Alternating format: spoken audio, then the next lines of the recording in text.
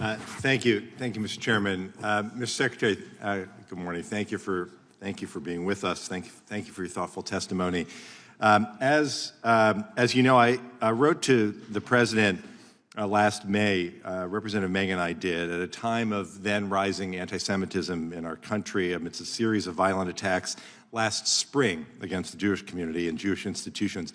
And when I wrote, I urged the administration to swiftly implement the COVID-19 Hate Crimes Act to help prosecute anti-Semitic hate crimes and also develop an interagency strategy to combat anti-Semitism and protect American Jews from those rising attacks. In the response that I received from you, I was glad to see that there are steps that have been taken over the last several months within existing DHS programs to counter domestic violent extremism, including anti-Jewish extremism, and I was encouraged by the prioritization of nonprofit security grant program investments.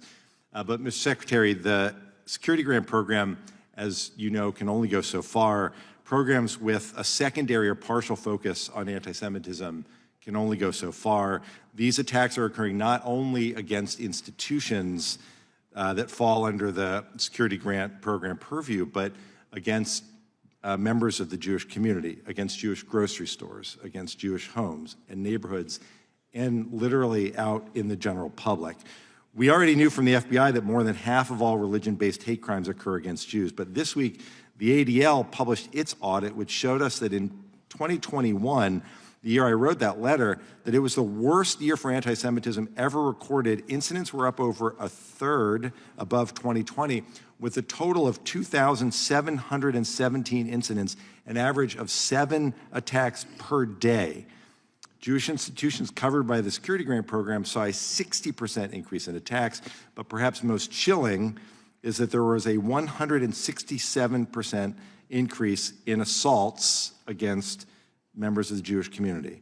And known white national extremists accounted for only 18% of that total. So while I am grateful, I appreciate the inclusion of anti-Semitism in your other domestic violence extremism programs and your strong support for the nonprofit security grant program, we know that we need to do more. And I would just like to take the opportunity while you're here to ask you about what your department can do to prioritize combating anti-Semitism, prosecuting anti-Semitic hate crimes, and how you might lead an interagency strategy to tackle this issue specifically. Congressman, tragically, we are seeing a rise in hate crimes of all types against minority communities throughout this country. Not only anti-Semitism, but I spoke with the presidents of historically black colleges and universities a few weeks ago in response to a series of bomb threats against them. We are indeed assisting in the investigation of hate crimes and working very closely with the Department of Justice to bring the perpetrators of that heinous crime to justice.